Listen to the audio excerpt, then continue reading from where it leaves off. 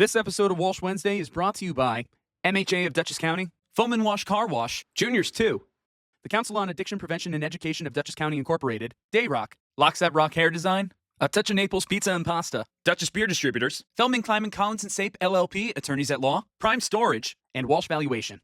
Before we get into this episode, we're going to be sharing some music from musician Shane Rennison.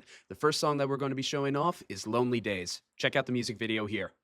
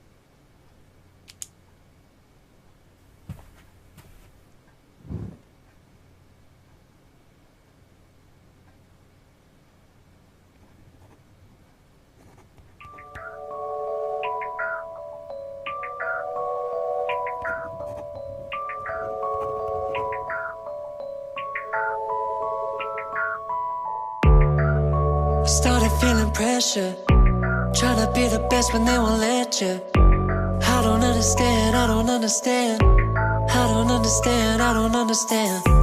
Try to hide the scar with a tattoo, but every time I see it, I see you. I don't understand, I don't understand. Although these lonely days, still be sleeping with you. Wonder what you're doing, wonder where you are. Even though these lonely days, still be sleeping with you. Wonder what you're doing. Cause these lonely days get harder without you here. Honestly, I started feeling pressure the moment that you called, cause your voice felt so cold. Yeah, I started feeling pressure, but never let it get the best of me, no. Never let it get the best of me, no. Although these lonely days, still be sleeping with you. Wonder what you're doing, wonder where you are. Leaving all these lonely days, still be sleeping with you. Wonder what you're doing. Cause these lonely days get harder when it's your birthday. You know I hurts me the most. Never get to see you open your mind, open your heart to your family. Oh, another reason that I had to leave.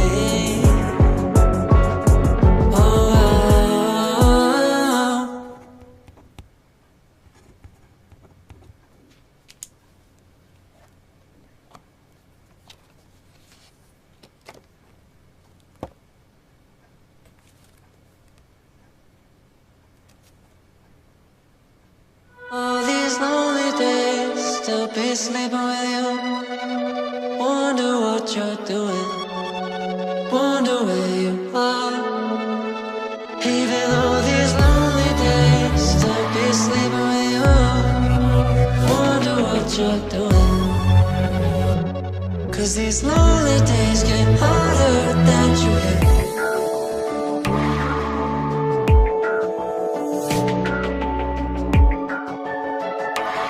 Cause these lonely days get harder.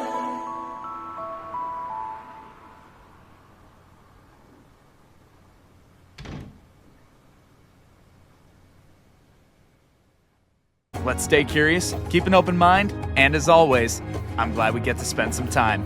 Welcome to Walsh Wednesday.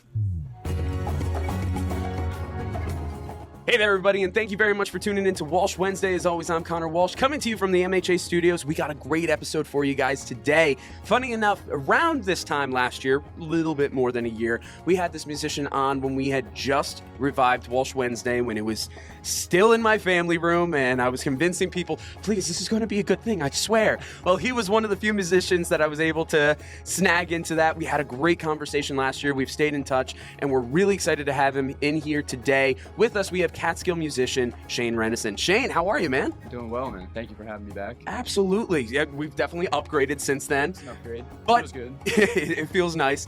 But you have certainly upgraded since then as well. You've done a lot of work in the past year.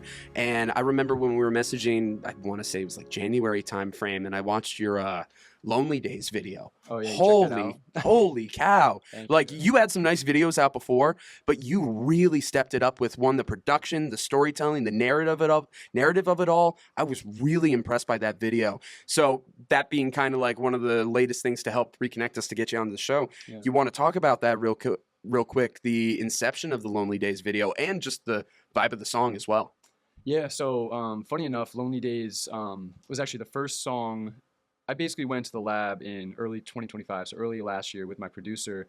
And I just wanted to, nothing I was doing was really hitting or resonating with anybody. And I wasn't sure if I was doing something wrong or if it was just a matter of continuing to play the game, so to speak.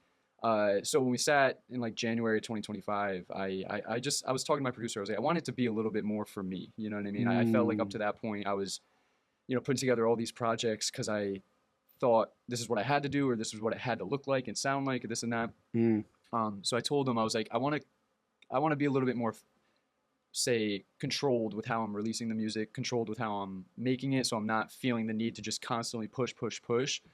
So we came up with the idea. We were like, you know what, this is following my debut album, Irrational, which was I was very proud of. It's an 11 song. I really enjoyed this album. I enjoyed it when you put it out, and I thought it was really good in the videos you were putting out then. It really enjoyed. Yeah. So, hey, check it out. He's got a website, and you can listen to it online. We'll talk about that more. But yes, Lonely Days now. So it took a lot out of me making that album. It took me almost 2 years from start to finish to write, produce, get everything together. And when right before I released it, I felt so good about it. I really felt I got it to a place that I was happy with it, and I was happy to share it. And then, I put it out, and just at the level I'm at, and no one cares. It's hard to get people to care, especially when you don't really have a name for yourself. So even though you pour all this work into this project or whatever, unless you get lucky and it breaks some way or another, it might fall flat, in terms of numbers and engagement and stuff like that. And that really affected me in a way that I was like, man, why don't other people see the value in this work the way that I do? And that I sat with that, and I was like, you know what, maybe I'm putting too much into, certain areas. I think I need to spread out kind of my energy and stuff like that, or at least more focus my energy, as opposed to for that project, just everything went into it, all the money, all the time, the energy. So I was really trying to get a little bit more controlled with my release patterns and my production efforts and stuff like that. So we basically went in early January of last year, and I had about 7 songs. And I was like, you know what, I'm going to just only release singles now. I'm going to produce singles, and that way I can focus on one song at a time, build a whole visual identity for that song, and then present it. And that was my way of kind of stretching my effort a little bit, so that, because an 11-song album, it's a lot. Yeah, people listen to 3 songs and they're like, oh, your album's great. They don't know that 3 of those songs maybe weren't that good because they didn't even listen to it. Maybe. So it's just natural that some of those songs get kind of buried. Especially now, nowadays, the way people kind of consume music is very different, much more fast-paced. Yeah. So I was like, you know what, I'm going to force people to listen to every one of my songs by really stretching the effort so that it's just one song at a time, one single at a time. I can build a visual world around each song. Yep. So Lonely Days was the first song kind of in that pipeline that we worked on. And it really helped kind of set the stage for this next, I want to call it an era of me moving into creatively. But, we're kind of moving through that release cycle. So Lonely Days was the first one. We just put out the 4th one recently called Midnight Special. So I've been aiming for a song a month. It usually stretches to every 2 months I'll get a new song out. So I have a couple more to release in that release cycle, which will carry us further into this year, 2026. And then my idea is to just get back in the studio, have new singles ready for when those other songs are done. Yeah. And then just continue to release consistently that way. Yeah. So Lonely Days was the first the first one out of the gate. So I was sitting on it for almost a year. Oh, before wow. we put it out. Okay. It was finished. It was, I was looking at it for a year basically. And I knew that was going to be the first one to like I said, set this new wave in motion for me. Yeah. So I wanted to make that the biggest one out of the gate. So I was like, all right, let's shoot a music video for this one. Because, again, music videos, they just take so much time, so much energy, so much coordination. They do.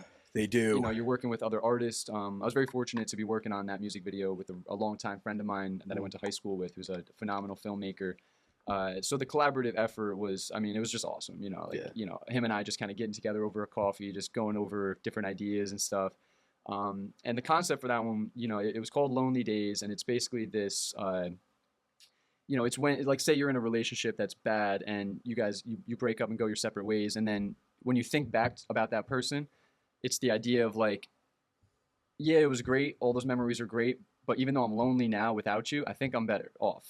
So that's what that whole song is about. Like the main lyric is, although these lonely days still beat sleeping with you, I wonder where you are. Like, I wonder what you're doing, even though I know I'm better off without you. Yeah. And I think we all kind of go through that when we kind of separate from somebody that we spend a lot of time with. Oh, yeah.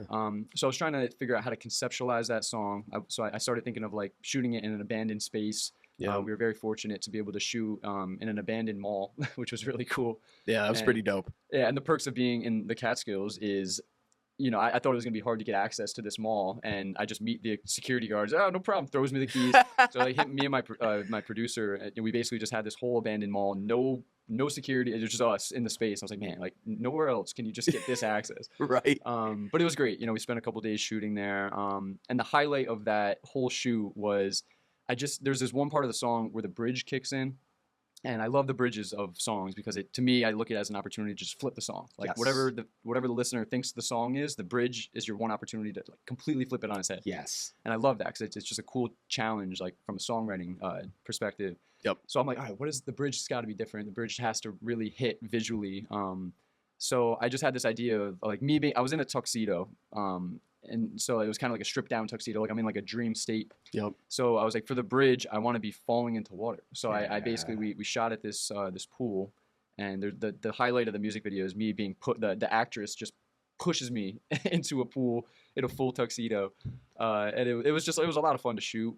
We got a lot of like behind the scenes footage that I was able to share that really shows kind of just how silly it can be. You know what I mean? Because like, when you're jumping headfirst into a pool in a tuxedo, like you can't take that too seriously. So it was fun. It was a lot of fun. And like I said, I had the video, I had the song, everything kind of done in my hand for months. And I was basically just waiting to clean up the business side of my music. I switched to a new distributor. So now I'm with Symphonic Distribution, which is they're much cleaner than who I was working with earlier. I've heard good things. Yeah, they're really good. They're really forward thinking. So they're always adding new integrations, new technology and stuff that really give the artists, especially independent artists, an advantage when you're releasing and stuff like that. It makes it just really easy. We started producing in Dolby Atmos, like spatial audio. Really? Okay. Symphonic's really good with that integration. So yeah, it's just a lot cleaner. So I had to wait for like, because at that time I had about 25 songs on the streaming platform. Yeah. And, streaming out on streaming. So when you have to transfer 25 of your songs, like, you make it sound like a simple thing. Like, oh, let me just get a new distributor. And it's like, dude, like, the amount of paperwork, the amount of, you got to transfer all the intellectual property, make sure it's all, done properly and stuff. So that took months. So I basically had Lonely Days ready until all of the infrastructure was kind of built. As soon as the infrastructure was ready, which was like, late August, coming out of the summer, I was like, all right, let's put the wheels in motion. So Lonely Days was the first kind of chess piece. I got that set. And then I have these other singles, like I said, that I'm kind of just piecing in behind it. And it's been good. I think creatively, it's been a much healthier kind of rhythm for me because especially like the way I look at social media now, because since I'm building a whole like visual world around each single, it gives me time to like make content specific to the song, package it, schedule it for release or schedule it for posting on social media and stuff like that.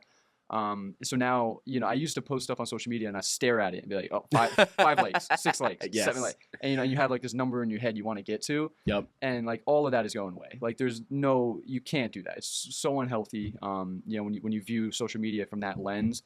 So this new creative rhythm for me has been very good because I know the work that I'm trying to build. I know the world that I'm trying to build visually. Yeah. Once I feel good about it and I roll it out, that's it. I hit post, I turn my phone off. Yep. And like it's just been a lot better from that perspective because I'm not asking myself, what do I need to post? When do I need to post? You know, it's much more structured, and I can just post it, move on. Because now when I go look back through my social media and stuff, I'm not looking at the views so much as I'm looking at just the cohesiveness of the projects. Yes. Where it's like, all right, here's this visual world I built for that song. Here's the visual world I built, and like I can see that. Yeah. So it's like if I can see it, then anybody that stumbles on my page, they'll see that rhythm too. And they might not see it as structured as I intended it, but they'll at least feel the rhythm of it.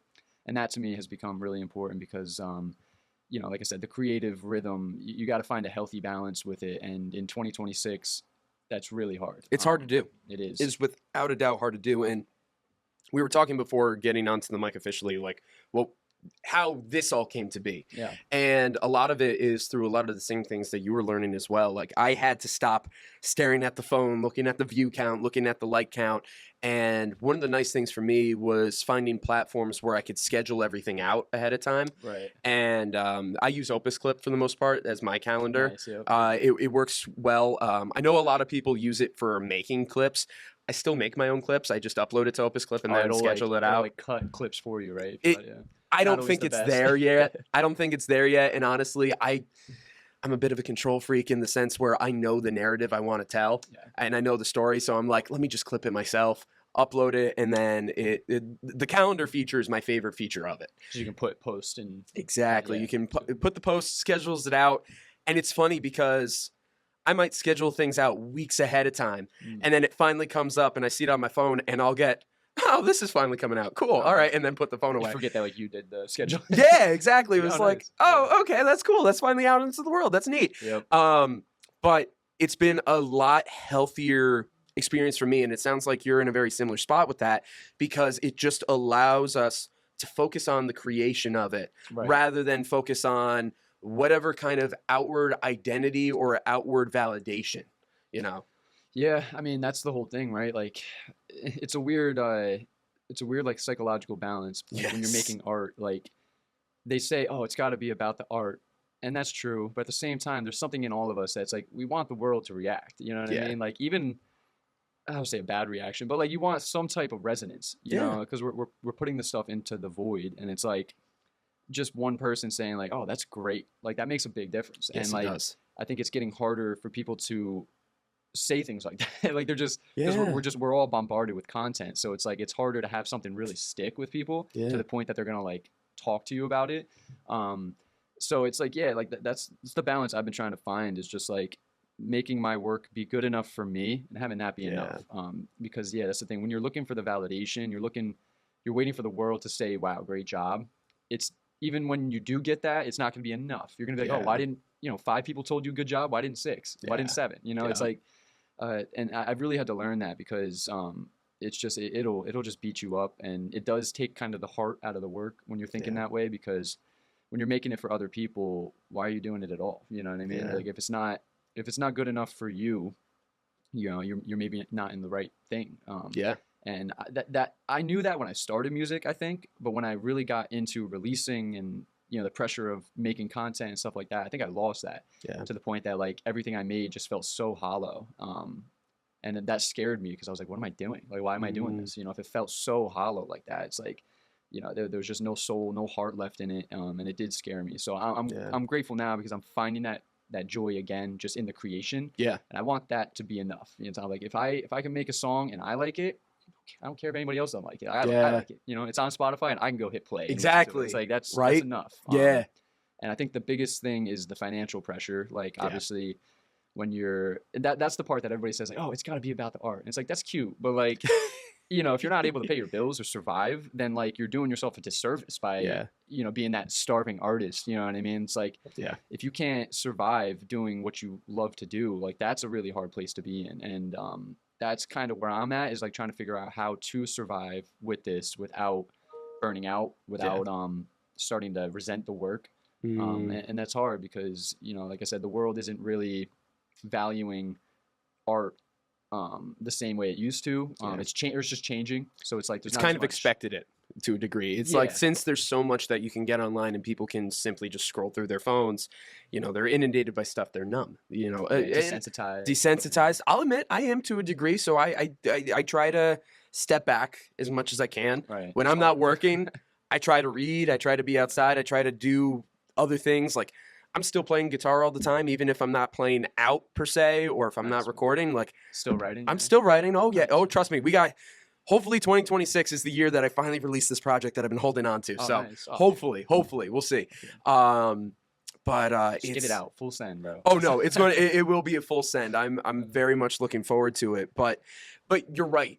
What you were saying about doing it for yourself, that's very similar to what I'm thinking with my music as well. Where I'm just like, I just want to do this for me, just to say that I did it. Yeah. You know, it's like that's where I'm back at. On it, you know, like exactly. And I look back at my last album. I am so proud of that album. Did it go anywhere in the grand scheme of things? Not really. But wow, am I so proud of that album. Yeah, and what matters, you know. And the nice thing about it too, and this is a very interesting time and place, people can discover stuff after the fact, and it can blow up later. Yeah. It's crazy how many songs, like, you hear some newer artists these days is like, yeah, I released that song 5 years ago and it didn't blow up. Yeah. You couldn't have found this song when I was 30. Like right. And it's like, yeah, it blew up all of a sudden because somebody used it here, or I got the right brand deal here, or whatever. It's incredible how we're in a time period now that anything could hit at any time. Yeah, and it's you're crazy able to build more of an archive, yes. You know, and it's like it can. I think this era has given more people that opportunity where it's like, you know, you can create this body of work that may never go anywhere, but like I said, if it's enough for you and it becomes like a little time capsule for you that you can look back on 20 years from now and it still exists, it's still there. Yeah. You know, that's enough. But like I said, it's hard when you're expecting it to, when you're waiting. Like for me, if I'm waiting for music to save me, that's the problem. When you're waiting for something in your life to like save you is when you start putting in a pressure on it that is going to in the end be the downfall of it. Any art form, even any industry even, but like especially in art form is a really good example of it. Like if you discover that you're good at doing something, which I believe everybody has a thing, it's just a matter of discovery and exploration to like find what that thing is for you. But once you find that thing that you can do very well and can commit time to develop and hone in skills on, you know, it's just a matter of like, do you want it to pay your bills? And if you expect it to and you're banking on it, it's tough. You know, that's where I've been the past like couple of years. You know, I perform live a lot like that, and that's been great. But in the larger scheme of things, now I'm like, am I going to be able to, you know, raise a family? Am I going to be able to save for the future? Am I going to be able to invest the way I want? Am I going to be able to really create a stable existence for myself? Because I feel like people buy into this starving artist mentality that like you have to suffer for your work, and like I don't buy that. You know, especially nowadays, there's so many tools out there and stuff. Like you're a good example where you've been able to build yourself what I've been calling like a stability layer. Where it's good, honest work that you believe in that sits underneath your creative efforts. And then your creative efforts then can be solely that, where it's like you're not going into the studio thinking of, okay, how am I going to monetize this? You're just like, how do I create the best thing? And that's enough. Because like once you get to that place and you can send it, that's when, you know, you take your expectations off of it. Who knows? Like, you know, who knows what happens, like you said, like down the line, 10 years from now, 15 years from now. But when you release a song and you're waiting for that song to save you today, tomorrow, like you're going to burn out. So that's why I've been really trying to find that stability layer for myself, because right now everything in my life is kind of based on my own creative efforts, which, you know, for a while feels very invigorating. Like, but then when you take away when you stop romanticizing it, the reality is you're just struggling, and for no good reason. You know, when you tell your friend that's, you know, 30 with 2 kids and has a job he hates, that like, oh, you know, I'm trying to make more money playing a guitar. He's not going to hear it. He's going to be like, dude, like, you're lucky you get to choose. So I've been really trying to, you know, be careful about the way I'm trying to evolve, so that I'm not just burning out on this effort that is just not worth it in the end. You know, it's like, as long as your creative work is meaningful to you and you can survive through other means, that's okay. I think people, like I said, they buy into like, oh, if I'm an artist, I can only be an artist. And it's like, no, good luck buying groceries. Like, you know what I mean? Like, it's tough. Like, it is tough. You know, I work with a lot of clients, whether personally or I'm just consulting with them at this point. And one of the things that I always tell them, or I always ask them, is if you never got paid for whatever this project you want to do is, if you never got paid or you see the level of success that you're hoping to with it, will you still be happy? Does it still fill something in your life? And if anybody answers anything but yes, I tell them, then don't do it. Yeah. If they tell me yes, if they tell me it was like, yeah, it'll make me happy, or yeah, I want to do this for myself, or there are thousands of good reasons you can give. But if somebody tells me it's like, yeah, no, if it doesn't bring in the money or if it doesn't bring in the views, yeah, I probably wouldn't be happy. Then I just tell them it's like, then you shouldn't do this. Yeah. Yeah. You're gonna end up building a life on that. And Yep. it's like, I think people take for granted how short life is. Like they Yeah. really do. And like, you know, whether it's your religion or whatever, and you think there's something else, that's fine. I think, you know, if that gets you through the day, I think religion has a really good place in people's lives where it gives them hope. It gives them something to get up, you know, to look forward to and to believe in. Without a doubt.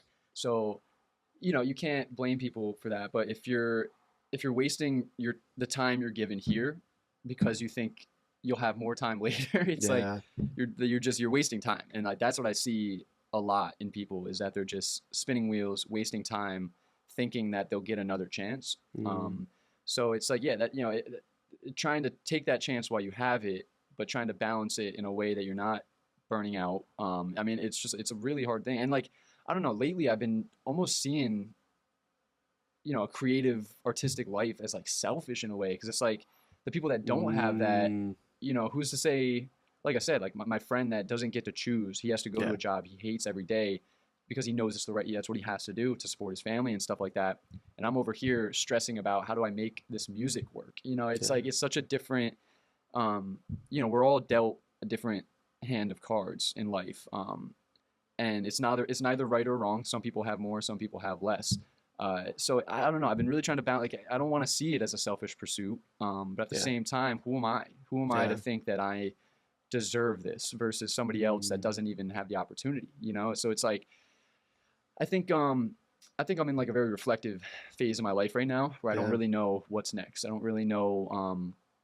You know, I have like in the short term, I have ideas that I'm developing and stuff like that. But in, like I said, the long term is kind of where my head's at right now. Like, where is this trajectory going? Yeah. And I don't know. You know, I meet people, I meet friends, I meet, you know, partners, whatever. And it's just hard to even convince myself sometimes that I am on the right path. And that's been a big change for me, because like for years I was just so like, nah, this is it. I'm just like, if I produce enough music and I go hard enough, like somebody will be like, wow, you're amazing. And then, you know, that idea is kind of slowly starting to burn out. And what's replacing it is like this maturity, I would say, where I'm starting to view it in a little bit more of a realistic lens for, like I said, like what I want my future to really look like. Because, you know, when you first start out, you're like, yeah, I want the fame, I want the fortune, I want this and that. But it's like, do you really? You know, you see what some of those people go through. And yeah, they can pay their bills maybe easier than you can, but you don't know the nuance of the problems they're dealing with. And who's to say this little humble life you're trying to develop, you know, you might be better off that way. And maybe nobody will ever know your name in Japan, but it's like, if you can wake up every day, go to the grocery store, get what you want from there, you know what I mean? And not have to like, oh, I want to eat healthy, but that's pretty expensive for rice. You know what I mean? Like, so it's like having to get what you want. That's where my head's at now. Is like, I just want to develop a life that I can afford the life I want, with, you know, on my own terms. And, you know, if it comes from a creative effort, that'd be ideal. But at the same time, like I said, I'm not banking on that anymore. I'm not feeling like I'm entitled to that. And I think for years I did feel that way, where it's like, oh no, like I'm good enough. Eventually it'll shake out. I'm like, there's a lot of good artists right now. There's more to come. You know what I mean? So it's going to get harder and harder to break through. So you can't bank on that anymore. You got to develop a life that is consistent and grounded today, and then hope that scales over time. But if you're just burning out, spinning the wheels now because you think one day you'll have the time to figure everything else out, it's like you're doing yourself a disservice. I hear a lot of what you're saying, because a lot of the things you're spinning with right now, I feel like I really struggled with last year as I was like really trying to figure things out with this business. And I just want to talk about what you said there about the selfishness of it. It was like, who am I to get to do this? you have a gift. I just want to say this right now, and this is coming from my perspective. You don't have to take any of it to heart. You don't have to take it with you and be like, I got to do exactly what Connor said. No. I'm going to make a shrine. Based on my perspective and my struggles with this, because I struggled with that as well. It's like, who am I to do this? Right. It's like, am I being selfish to go off and do this? We have gifts. Everybody's got gifts. As you said, everybody's got something that they are good at. Everybody's got something that they are good at. You are good at this. And you've already said it already. You had the moment when you're working on this and you kind of like got to this burnout kind of feeling.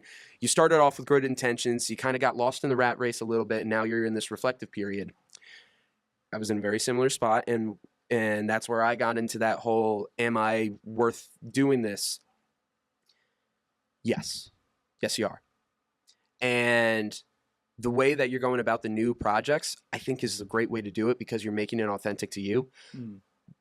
The more and more you're doing it for you, the more and more you're doing this just because, like, I know I can do this. I want to do this. That time capsule concept that you said, that alone brings so much. And I've seen for myself, I've seen for other artists, how more, funny enough, more people will get on board when the more authentic and the more you're doing it for you. Yeah. And it's so freeing, and it allows other things. And then also on the sake of, I'll admit, I got extremely lucky being here. Right. I got extremely, extremely lucky. And I will, can I say that I worked hard? Absolutely. But I will also say that I'm lucky. Works if you, luck only works if you're ready for that moment. Exactly. So it's like the work speaks for itself, But that being said, though, you have skills and you have talent. And when I got into this business, I thought I was going to be the touring musician selling records and everything. And that was going to be the only way that I made money. Right. But right now, sure, am I still doing music? Absolutely. But I'm also doing these podcasts. I'm doing these social media campaigns. I'm working with MHA. I'm working with a lot of different clients. I am using those same or parallel skills and finding ways to monetize it. I am using my other skills to build myself up. Is it the exact trajectory that I thought it was before? Not exactly. But do I still feel fulfilled in doing it? Yeah, I do. And I feel like, based on everything that you're saying, you are on the cusp of finding something really beautiful within yourself. And I hope you find that sooner rather than later. And I hope you don't give up on whatever this all is. Yeah, thank you, man. Yeah, I think I feel that way too. I always say, like, my life right now is like 60 to 70% there. Like, there's, all right. There's moments that I'm like, I feel so connected to just the highest frequencies of love in the world, and it's like, I think that's what some people would say, God, whatever your religion is, it all points to this true north within us. And I found that through music, but also just through the way I've been developing my life the past couple of years. Yeah. I found that. And I don't say it's fleeting, but it comes and goes. There's moments that are just so pure. And those are the moments that I sit and reflect and be like, man, if I'm able to, because that's a feeling that some people go their whole lives not feeling. And that's the unfortunate reality of, like, some people are just born into worse situations that they just can't, unfortunately, a whole lifetime isn't enough time to get out of. And that's the unfortunate reality. But I look at, like, very grateful that I was dealt the hand that I've been dealt, and I'm able to leverage it in such a way that I can build a life that allows me these moments that just feel so pure. And it's those moments that remind me why I started, remind me why I should keep going. Because, like, the goal, I guess, should be to just make more of those moments, or to sustain that feeling, And the feeling for me subsides, goes away when the financial pressures start to slip in. You got, either you're carrying, like, student loan debt or whatever it is that's hanging over you. There's always this financial threat that tends to suck that pure joy away. Yes. But I like I said, I feel the fact that I'm able to get that feeling, the fact that I have that feeling at times, tells me enough to keep going, because, like you said, a few things go your way, a few things start to turn for you, and before you know it, every day feels like that. And I do feel close to that because, I've gone through a lot of different kind of phases in my life, different jobs, lived in different places. Like, I've seen it all. I've not seen it all, but, like, I've lived abroad, I've lived in other countries. Like, I've seen enough different iterations of life, and I've never felt that feeling. that I feel now alone in the woods of the Catskills. You know, it's like, so the fact that I've been able to find that feeling, it tells me that like this is just a moment. This is a moment in my life that it's weird because like I'm scared, but it's almost like it's like a good scared. Like I feel that the work and the thoughts that I'm going through at this point in my life are gonna be what set the foundation for my future. Yes. And it's been weird because, like I said, the short term, the day to day, there's still a lot of volatility. There's still a lot of questions and stuff. But it's the long term that, like, I don't really know what it looks like, but it feels like it's there somewhere. I just gotta, you know, turn almost the right tangible. knobs. Yeah, I gotta turn the right knobs. Do the right things, put the right kind of vibrations out, and you know, stay positive through it all. And I think that'll eventually land me where I need to land. You know? Yeah. No, I without a doubt agree. You know, last year for me, starting everything up again, thank you for being there in my family room, getting all this started. I say that 2025 was probably one of the scariest and most volatile, most insecure periods of my life. Yet at the same time, I could also say that I never felt more confident in what I was doing, which is such a weird feeling to have. It's interesting. It was like, I have nothing to show or back me up on this, but I feel so confident that this is like, no, I believe in myself. I got this. I got this. I got this. And, you know, we've been talking a lot about God in this discussion, whatever your belief is of God, you know, talking about that selfishness again. It's like, am I selfish for doing something like this? God, the universe, whatever your necessary belief is, bestowed that upon us. You know, that's bestowed upon you, bestowed upon me. These are the blessings and the gifts that we are given. So what are we to not try to indulge in said gifts? Because somehow, some way, not only does that help us, it does help those around us, whether it's on a large scale, small scale, or it is on a larger scale, but we don't necessarily ever get to see how large it does become. But we always have this domino trickle-down effect. So it's like the famous artist back in the day that died poor, and then their work 100 years later gets, you know, and it connects to people after the fact. Exactly. I think there's a Jimmy Buffett song, "Death of an Unpopular Poet," which is based on a true story. He never saw fame in his lifetime, but then the poet ended up his stuff getting out there in schools. It was adopted into various books, and now a lot of people have, if you've never heard of his name, you probably have actually read something of his at one point or another. Unfortunately, I don't know. But it's one of those things, though, and it's sad. I love the song. I should remember. Will be okay, at but, least. Well, actually, generational wealth, right? Well, actually, funny enough, he left all of his estate to his dog. Because he didn't. Dog's living well. His dog can't be alive. No, not anymore. That was like in the 60s, I believe. The dog's grandpuppies or whatever. Exactly. The dogs are doing great. Best kibble. I mean, no, they're eating farmers' dogs. I was going to say they're doing better than kibble. You kidding me? No, but and pause. We're going to take a quick break from our interviews to hear from our sponsors. First up, we got our friend Andrew O'Grady from MHA of Dutchess County. This winter and holiday season, let's remember something simple but powerful. Check in on your neighbors. A quick hello, a phone call, or even a smile can make a world of difference. This is Andrew O'Grady, CEO at Mental Health America of Dutchess County. When we reach out, we're not just helping others, we're helping ourselves. Staying connected is one of the best ways to boost our mental health and well-being. At Mental Health America of Dutchess County, we believe in building a community where no one feels alone. So take a moment today, make sure you pass along a kind gesture, because kindness is contagious and connection matters. Who knows, maybe that person you made smile will do the same to somebody else. From all of us at MHA of Dutchess County, we wish you the happiest of holidays. And remember, we want you to be your best you possible. For 60 years, we here at Foam & Wash Car Wash pride ourselves on giving back to the community because we're your neighbors. It's our community too. In celebration of Foam & Wash's 60th anniversary, we want to say thank you. By visiting the link on screen and in the description, you'll receive one free hot wax and shine car wash. No hassles, no gimmicks, just a token of our appreciation. Foam & Wash Car Wash, home of the unlimited wash membership. Thank you for being part of Foam & Wash Car Wash's story for the last 60 years. this episode is also sponsored by Juniors 2. Come on out to Juniors 2 in Poughkeepsie, New York for Thursday Night Trivia, hosted by CMJW Entertainment. Play as a team as you work your way through 4 rounds of trivia categories in order to win gift certificates and other prizes. Juniors 2 Trivia Nights, every Thursday starting at 7 p.m. at 1126 Dutchess Turnpike, Poughkeepsie. Next, we have a message from our friend Jeff Feldman from Feldman, Kleiman, Collins, and Sape LLP, attorneys at law. Hi, I'm Jeff Feldman. In 1986, when Paul Kleidman and I started our practice, our goal was to create a law firm where you could meet with an attorney and feel confident that that attorney would be with you every step of the way. Today, the firm has been successfully trying cases at all levels of state and federal courts throughout the Hudson Valley and Capital District. We have been selected as one of the best personal injury and medical malpractice defense law firms by U.S. News and World Report every year since 2009. For all of those years, we were the only firm chosen in any litigation specialty between Albany and White Plains. Your case is important to us. Giving you the time and personal attention you deserve has always been the hallmark of success.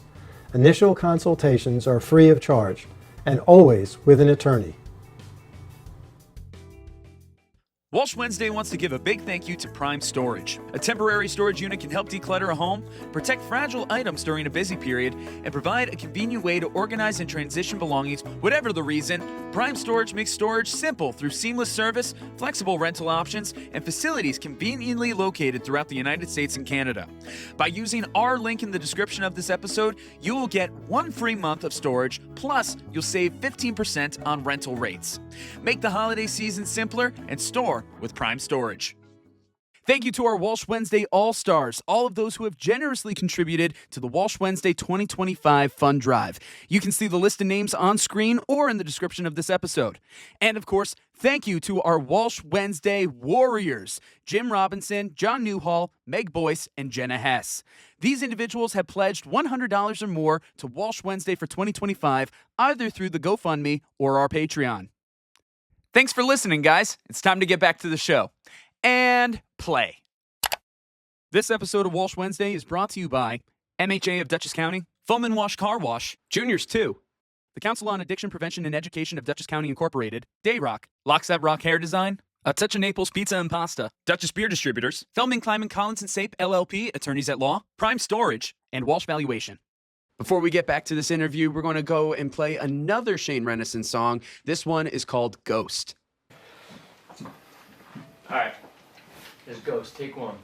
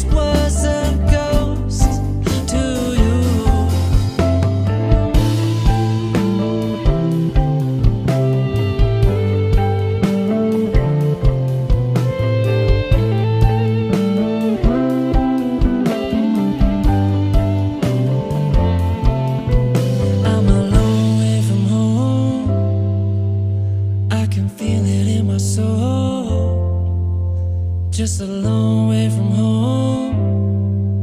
Oh, oh, oh. 'Cause I'm a long way from home. I can feel it in my soul. Guess I always was a ghost to you. Oh, oh, said I'm a long way from home. Oh, oh, and I can feel it in my soul. Guess I always was a ghost to you.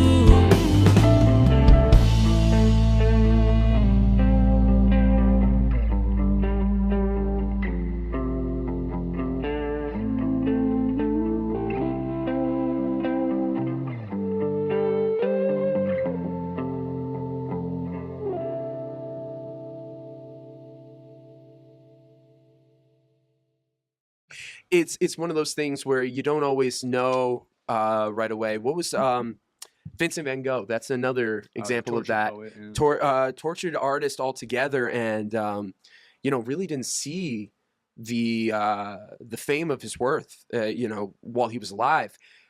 Tesla too. Tesla's a good Tesla's example. another great example of He called him that. crazy, and he was like You clinically insane. You But- have to be a little Well, that's bit. what I was like. I was talking to somebody about it. I was like, is it delusion? Is it like you talk to some of these famous like celebrities that have made it and stuff, and hear what they had to go through and still was able to convince themselves like, nah, this will work out. Like that Yep. to me is delusion, and it's like it's almost like you got to have a little bit of delusion Yeah. to convince yourself like, nah, it'll work out. It's Yeah. like you got to balance that obviously with a little bit of realism to like I said, not have to suffer through it. Yep. But at the same time, maybe that's what it is. It's like You need to gotta have a balance of it. There's, Yeah. I don't know. I like to think I'm a little delusional, but I'm grateful that I am to a degree. So without that, you'd be like, oh, let's just play it safe. Let's, Exactly. And I don't want to do that. I don't. Why bother? Like Yeah, I've seen what playing it safe can do for other people, and it's not necessarily the path I want to go down. That whole Vincent van Gogh thing I was talking about, I wish this was actual reality, but there's this Doctor Who episode where the doctor brings Van Gogh to a Van Gogh exhibit to see how people are enjoying his art and how people are talking about his art. And first of all, the actor that they got to play Van Gogh looked so much like Van Gogh. Yeah, And then second of all, just the emotion that the character had while seeing that is like, here he thought he was this failure, but now seeing the way that everything that he did was going to be appreciated really truly moved him. And I think about that for myself sometimes, where I'm like, it's like, I'm doing this for whatever legacy that I'm building, whatever that's going to be. I don't know what that legacy is going to be. So I might as well at least put in good work for a good one. So. Well, yeah, because it's like, if Van Gogh, Tesla, all these people, if they were so tortured, why'd they bother? Yeah. Why spend all day work or spend however long, years sometimes working on a piece if they are tortured? That to me is powerful, because it's like even the people in the depths of their insanity knew that they had to. They were compelled to do it. Right. And like that is powerful, because I think, we're fortunate to live in this era to have all this information at our fingertips. We can dissect the nuances of what our efforts actually are. Back then, he's like, I'm gonna paint. Yeah. Period. Yep. It's like, do you make money? No. Like, are you like an alcoholic? Yes. Like, but it's like, what do? I'd paint. Do you get paid to paint? No. Or it's like they didn't care. Like they just, and I think back then it was maybe, who knows obviously how they were experiencing it, but I just feel like nowadays, like that tends to be my problem, is I overthink the effort, where it's like, oh, I'm drawn to music. But for like I said, the past couple of years, I've dissected that to a point of like, it got to the point that I'm like, why am I doing this? Yeah. Now I'm rediscovering my love for it. I'm rediscovering the value, like I said, just for me. Like, I was always looking like, I'll write a song and be like, all right, what's the value for this song for other people? Like, are they gonna like it? Are they gonna listen to it? Yeah. Now I'm asking that for me, where it's like, There when I you put go. a song out, like, what's the value for this song for me? And I was like, well, I love listening to it. Yeah, like, that's exactly. enough, it's you got to really teach yourself to let it be enough, and just full send, man. Just get it to a place that you feel good about it, full send, and keep it moving, keep working on kind of the next thing. And because what you're doing is you're creating this archive, you're creating this body of work that hopefully will exist, long after you go. Yeah. And that's, who knows? Well, once it's out of your hands, you don't know. You don't know who it's going to resonate with. You don't know how it's going to impact other people. But I always say, like, now especially, like, if you can convince yourself, or if you can feel something in your own work, then that feeling exists out there. So Amen. somebody else will feel that same thing. So I've just been trying to really get super intentional with the songs, the visuals, and everything to make sure that the song is saying what I want it to say for me. Yep. Because then, at least then, it might not resonate with other people, but at least I know the message is clear. Yeah. And then it has the best chance to help other people, to resonate with other people. And then that's when you full send. Yep. Get it out, clear it out of your system creatively. Yep. And kind of make space for something new. And it's a tough exercise. I think we all have to find our own rhythm with that. With the creative efforts we're doing. And there's no book, you know what I mean? You can read all the books in the world and it's not going to tell you how you, Shane Rennison, make this all work. It's like, you got to kind of write your own book in a way, I think, And figure it all out. Absolutely. But what you were saying there about the overthinking, that's anxiety. And what's the best medication for anxiety? Action. Action is the best medication for anxiety. So simply, as you said, that full send, when you find something that's authentic to you, again, authenticity and action overcome anxiety any day. So there you go. So you mentioned before how you had these moments of just, this bliss, this connection, those moments of like, okay, this is why I'm doing it kind of moments. Right. Is there anything that comes to your head right now when I ask you, is like, could you give me an example or one or two of those moments? I think, for example, my weekends are usually very busy. And my weekdays are when I can do more constructive work, like sitting at home, laptop stuff. And it's those moments, especially in the summer. So like when I'm coming out of like a crazy weekend, running around doing a million things, and then now it's like Tuesday, 3 p.m. and I'm just home. You know what I mean? And I have an opportunity to do whatever I need to do. Or it's like, hey, my back hurts. Let's do 10 minutes of yoga. Like, oh, I have a chance to cook a full meal tonight. Let's go to the market and get like enough stuff to make like a dope meal. It's like, oh, I was up till 4 a.m. on Saturday. That was 2 days ago. Tonight I can sleep later. So let's go to bed early and sleep in tomorrow to make up for that lost time. So it's like when I have the time to really sit and craft the physical existence that I want. That's when I realize that like I'm on the right path. And like, maybe that's what I've been starting to think, like maybe the music, I think I do love it, but maybe something within me is telling me this is my opportunity to get more of those moments. Because like I said, my biggest fear at this point in my life is waste of time. Because I think there's more to life than we're able to comprehend. Yeah. But at the same time, I don't necessarily think that like me, Shane Rennison, is going to be conscious after I die. I think our energy, exists beyond us. Yeah. So, wherever that energy goes, it'll feed into the rest of the universe. But like our physical our subjective identity, I think is what dies. And I think that's what people are so afraid of. You call it ego death or whatever, but like, people are afraid of not existing, their life story, their, who they are, this life they developed. That's what they're afraid of losing. And I'm not so much afraid of losing that in the end. Like, hopefully I get the opportunity to like live for a long time. And when that time comes, it's okay. But like in this moment, it's like, okay, if I only have a limited amount of time to be Shane Rennison in this physical existence, this physical moment, how do I really take advantage of every second? And it's really affected relationships, I would say, the most in my life, be it everything from family to friends to like romantic partners, because not everybody is willing to talk at that depth. Some people go their whole lives afraid of dying, and that's what it is. When you're 98 or whatever, like you're terrified because you spent your whole life not thinking about it. Whereas I, for whatever reason, I had an experience in high school with some psychedelics that triggered something in me that like since that moment, I am just hyper aware of how fragile this all is. We wake up every day and we toil with our lives and we work through these problems that we think are real problems when the reality is like we're a speck of dust floating in the universe. And you can choose to be scared about that fact, but I've been starting to see like it's beautiful. It's beautiful. The fact that we exist, the fact that there's water, like little things like that blow my mind now and have for years now. And to the point that like I tend to be too heavy when I meet people because not everybody's ready to hear that. Not everybody wants to talk that heavy. Maybe they go to work and they don't like their job and now they're just at the bar hanging out. That's their opportunity to talk about the Mets or something. And here I am talking about like existential, you know what I mean? And that's just how I'm wired at this point. And that's what kind of fuels me.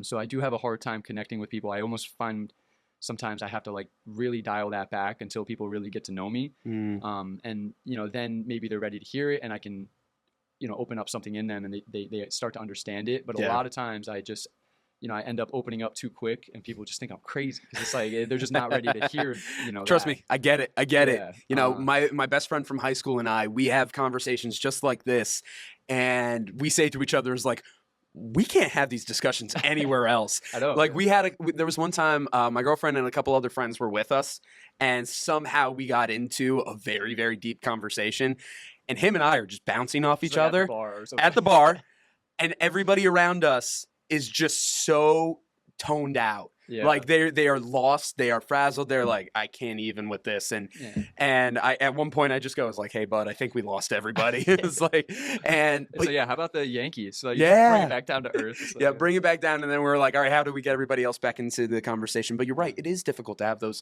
conversations at times because I feel the way that, you know, Western civilization at least is very in the moment, or not in the moment. Actually, the fact that we're not in the moment enough. We're always having anxiety towards the future, Right. and always worried Carrying about the the past. next, carrying the past too. That's big.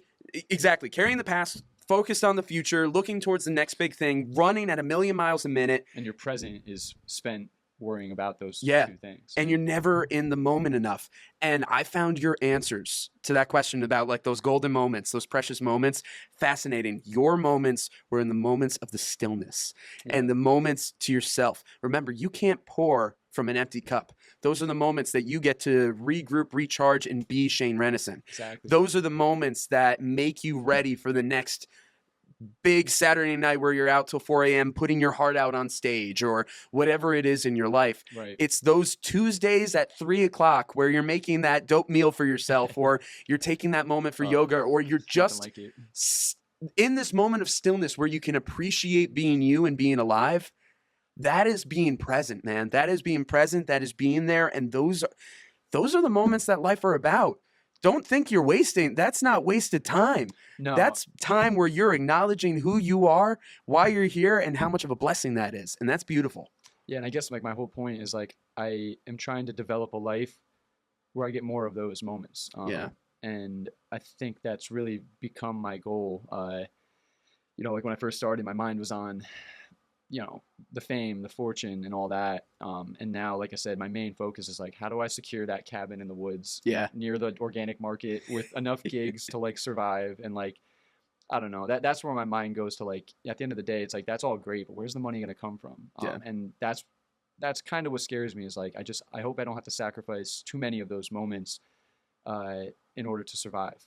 And that's where the whole, it comes back to like selfishness and stuff like that. Because like I said, some people, they don't even have time to experience that joy because they're dealing with whatever their situation is. So there's a certain amount of gratitude I have every single moment because I'm like, man, like who am I? But at the same time, like who am I? You know, like why not me? Why not me? You know, take advantage of this opportunity because it'd be worse if I had this opportunity with this life and I didn't take it. And I think that's on my mind also. Is like, you know, there's something to be said about having a certain good hand of cards and not being afraid to play them. And without a doubt, you know, not having to apologize for that, you know, and just me being who I am. That's hard. It is hard because I've always been kind of, especially in my adult life, more quiet, more reserved, because I would convince myself like, you know, I'm focused on this bigger thing down the line. Whereas now it's like, you know, how do you build a life that way and make it sustainable? And I'm still figuring that out. But like I said, the fact that I do have those moments from time to time is enough to convince me that just keep going, you know? Yeah. With that being said, of course, you do have plans moving on with your music, at least. You say you have more releases coming out. Yeah, make it seem like I'm not doing anything. You very much are. And I want to give you a moment to get back to that for a second here, because we started off with the Lonely Days video, and again, which I loved it so much. I thought it was great. I think it's my best, my best visual work, definitely, to date. You know, the production of it was fantastic, and you can tell the collaboration. Shout out, that Brandon Warden, filmmaker out there. He's a good friend of mine. Fantastic. Yeah, he's phenomenal. He's got a new movie out called Midnight Boulevard. You can check it out on YouTube. All right. Shout out for Brandon. But yeah, he's we'll link that in the description. I'll find it. Share it with me later or something. No, that sounds great. But again, you do have plenty that you're working on. So what can people, new fans, old fans, regardless, what can they expect out of this new release schedule that you're putting out when it comes to your music? Yeah, so we just put out Midnight Special, which is a really good song. I really love that one. So that one just came out a couple weeks ago. So you can check out Midnight Special. That's on all streaming platforms. YouTube, you can find it too. So that was the most recent single, which was really cool. A lot of fun to shoot. The next one is called Out the Window, which will be coming out. That one's pretty much locked. All the assets are shoot. That one's a really cool one because for the visuals of that one, I live in the Borscht Belt era, or the, I live, you know, the Borscht Belt. Yep. So people that aren't familiar with the Borscht Belt in the Catskills, it's basically back in like the early 50s to like the 70s, there was a big Jewish population from New York City that would come up to the Catskills to vacation, and they made it. You know, they brought a lot of culture, and a lot of hotels sprung up in my area to support these people coming up for their vacation. And then around basically once air travel became more accessible, it's like, hey, we're gonna drive to Catskills or we're gonna fly to Cancun. So it's like towards like the 70s, 80s, the Borscht Belt era started to die down. Long story short, a lot of those hotels, there was thousands of them in the heyday. A lot of them are sitting in complete despair, and you know, a lot of them have burned down, been torn down, blah blah blah. But my whole life, you know, when we'd be like in high school, we'd break into one called Grossinger's, which everybody is famous up in the area.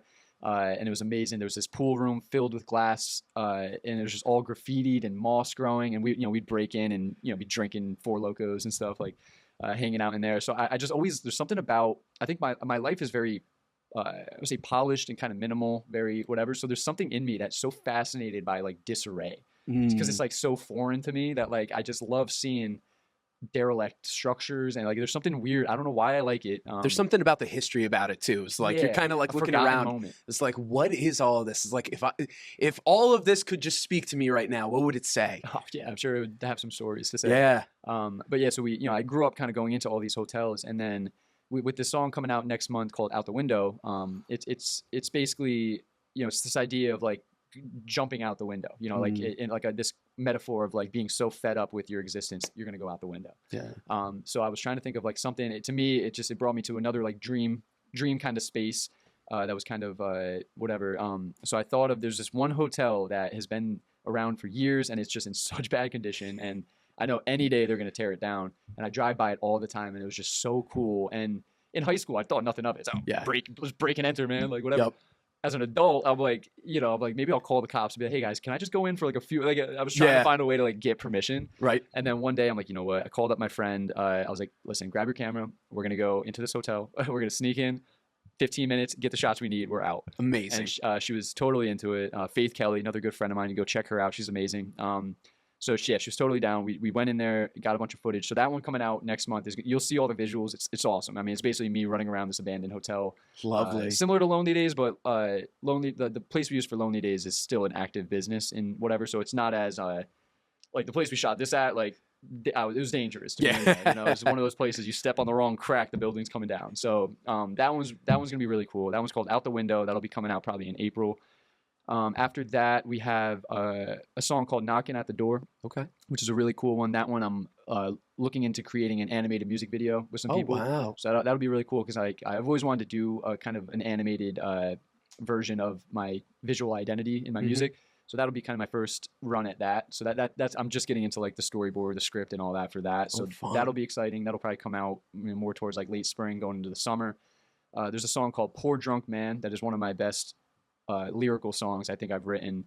That one's going to be that one. We have a music video concept in like the dead of summer. It'll be shot like in like a camping kind of scene. Oh, neat. So that one will be shooting in the summer, which will come out after that. And then that's the last song that I have produced. So pretty soon I'm going to be getting back in the studio to get new songs ready. So like I said, my goal is to just have singles kind of just lined up for until I get tired of them. But so yeah, we got a bunch of songs coming out. Working on some really cool kind of like community events throughout the summer. There's this one that I'm really honored to be a part of. It's a Holocaust remembrance event. Wow. And I'm being tasked to meet with a bunch of Holocaust survivors and other people that are adjacent to the Holocaust. Yeah. And hearing their story and then trying to develop an original composition to share at the event in the summer. So that's a pretty heavy thing. I met with a Holocaust survivor last week and got her story. And that just feels like really important work. So I'm really honored to have that opportunity. That'll be happening probably in the summer as well. And And yeah, just really kind of chipping away at it. So you can go check out all the new music. I'm also producing a YouTube long form series, kind of like more, kind of more stripped back. I won't say podcasty, but it's my way of showing kind of the behind the scenes of my process. So it's, I'll be sharing some original music, doing some of my covers and stuff, and then just kind of talking kind of like this, like kind of talking about where my head's at with everything. And it just gives me, because I do have a lot of, deep thoughts like this that help me. So I feel that they can help other people that are in similar situations. So I wanted to create more of a platform to present that style of work for myself. So that's in the process. We have the first couple episodes being worked on now. So hopefully I'll get those kind of ready to come out soon. And yeah, just kind of, this year for me, the biggest goal was just make the music, make the work good enough for me again. And let that just be enough, and then full send it. Whatever happens, happens. Yeah. No, that's beautiful. Yeah. So with this latest era that you're working on, starting with Lonely Days, and as it keeps going outward to, you said Out the Window is the last one in this one. Oh, no. Poor Drunk Man. Poor Drunk Man is the last. From Lonely Days to Poor Drunk Man, do you feel like there is some kind of lyrical or musical narrative that you're telling with these stories? Obviously, you're trying to create this visual identity for all that, and I'm sure that's going to play a part into it. But do you feel like there's something with this latest string of music that, like, lyrically or narratively, you feel sets it apart as a new era for you, besides just how you're releasing them? Yeah, I would say that's what's cool about doing the singles is, like, every song is its own thing. Whereas, like, when I put the album together, you kind of want to make every song flow into each other. It kind of, the album shares like a common theme, which is cool. That's one way to go about creating a project. But why I'm enjoying the singles is, like, every song gives you that opportunity to, like, it's just this song. So every song is its own movie. It's its own world that you could step into. So yeah, lyrically, they're all very different. I would say some of them share common themes of, like, desolation, despair, and then picking yourself back up from those places. Yeah. So I think when all the songs are out, you'll probably be able to listen to all of them and hear kind of the commonality between them. But at the same time, some of them aren't my direct experiences. They're taken from other people's experiences. So there's a lot of I would say different threads for people to follow with all of them. And then lyrically, like, I had an opportunity with all of them to really, like I said, just focus on one song at a time. So every song, like, I think the songs coming out are going to be some of my deepest work in terms of, like, the emotional depth, the emotional character. There's going to be a lot more that I think, and that's again, like, the average consumer now, the average listener and stuff, they might not want that. They might not want that depth, but for the people that do want it, it'll be there. They can look into it. The musicality is still very important. So you might not know what the hell I'm saying, but you'll be able to vibe with the music. Musicians out there will respect the musicianship of it because the players I had on a lot of these tracks are just phenomenal. So, like, everything from, like, the bass line to the drum line, like, it's not just basic drum parts. Like, a drummer will hear it and be like, ooh, like, what is it? Like, they'll want to try to see what we're doing, try to, like, dissect it. So that's why I'm really excited to share these, because, like, it gave me an opportunity to really make every song bring it to a new level for myself. So it was a good challenge. That's and like beautiful. I said, just being able to focus one song at a time, it allows me to squeeze everything out of that one song before I send it out, so that I know there's something there. And I think that's something I had to learn, because, like, in the beginning, some of my songs, like, some of the lyrics would make sense. Some would, I was more focused on just making the thing. Whereas now it's like, I want to make sure it's a complete thought, a complete idea. Make sure the visual identity is intact, so that it gives people the best chance to understand it and interpret it properly. So you're giving it the most care. This sounds like a very care-centric moment for you in that case. Yeah, it is, definitely. That's lovely. Shane, we're coming towards the end of this episode, but one of the things that I really want to leave this episode on, we're talking about how 2026 seems to be an era of reflection for you. With that moment of reflection, one of the best things to always do is to look towards the gratitude. So as we're wrapping up this episode right here, what are some of the things that you were most grateful for walking into 2026 with what you have in the can already, what you know that you're working with? And also, it doesn't have to be anything work related. Just what are you grateful to have here in 2026? I would say family for sure has been a big thing for me. Being able to have, you know, direct family, siblings, parents, even outward, everything from like cousins. I just have good people in my life, and that has gotten me through a lot of dark times in my life.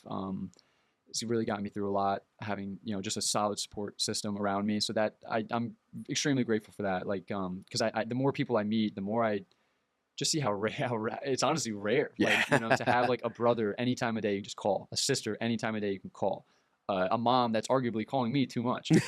You know, like those little things that, like, you know, growing up, I took it for granted. I would, like, you know, I'd talk to my friends like, oh, my mom's calling me again. And they're like, I don't have a mom. Like, you know what I mean? So it's like there's this heaviness that the more people you meet, it puts into perspective kind of what you're dealing with.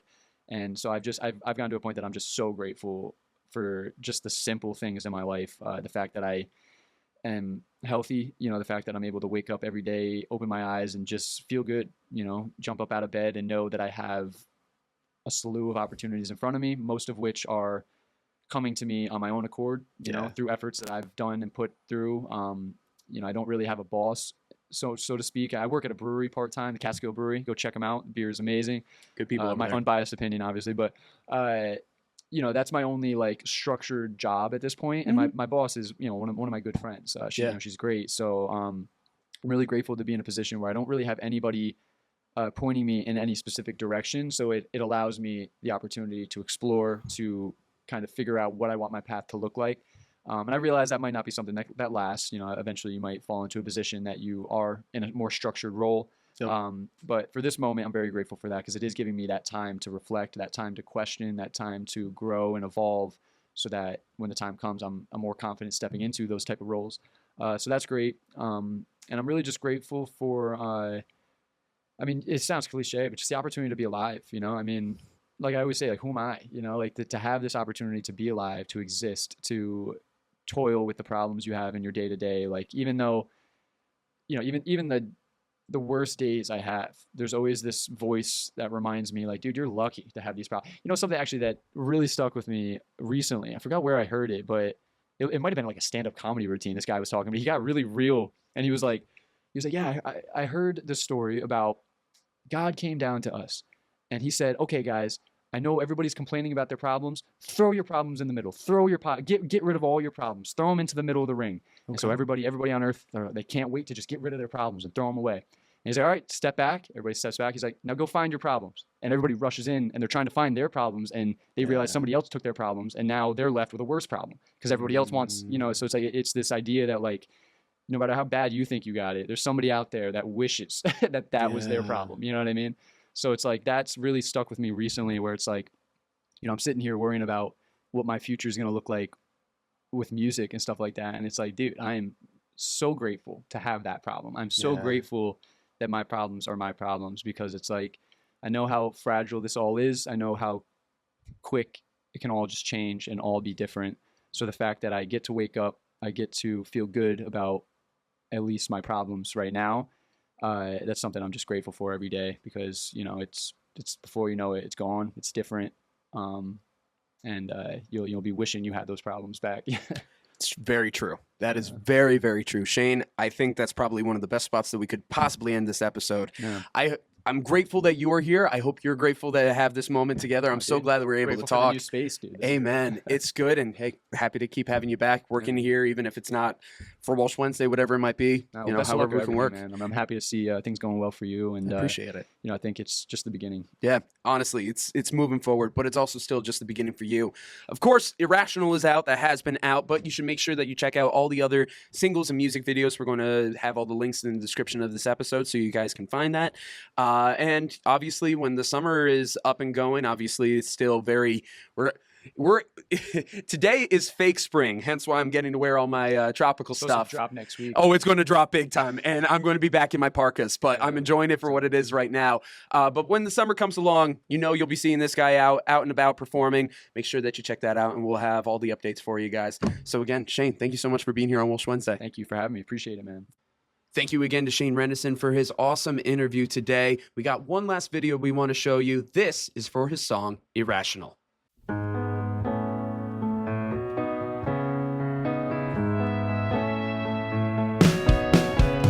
about a whole lot of love. Packed your bags last night, left and carried a cup. You just had to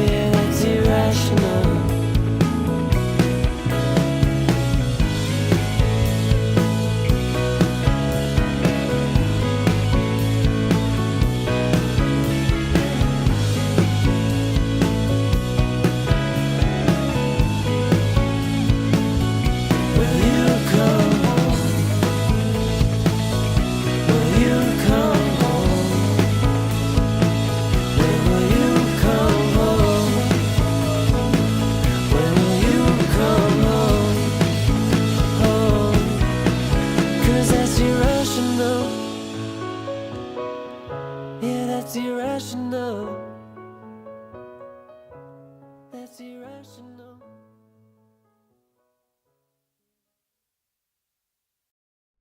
I'm Connor. And I'm Shane. And as always, we're glad we get to Spend some time. And that's a wrap on this week's episode. Much love to our sponsors this week, MHA of Dutchess County, Foam & Wash Car Wash, Juniors 2, the Council on Addiction Prevention and Education of Dutchess County Incorporated, Dayrock, Locks That Rock Hair Design, A Touch of Naples Pizza and Pasta, Dutchess Beer Distributors, Feldman, Kleiman, Collins & Sape LLP, Attorneys at Law, Prime Storage, and Walsh Valuation. Thank you to our Walsh Wednesday All-Stars, all of those who have generously contributed to the Walsh Wednesday 2025 Fund Drive. You can see the list of names on screen or in the description of this episode. And of course, thank you to our Walsh Wednesday Warriors, Jim Robinson, John Newhall, Meg BOYCE, and Jenna HESS. These individuals have pledged $100 or more to Walsh Wednesday for 2025, either through the GoFundMe or our Patreon.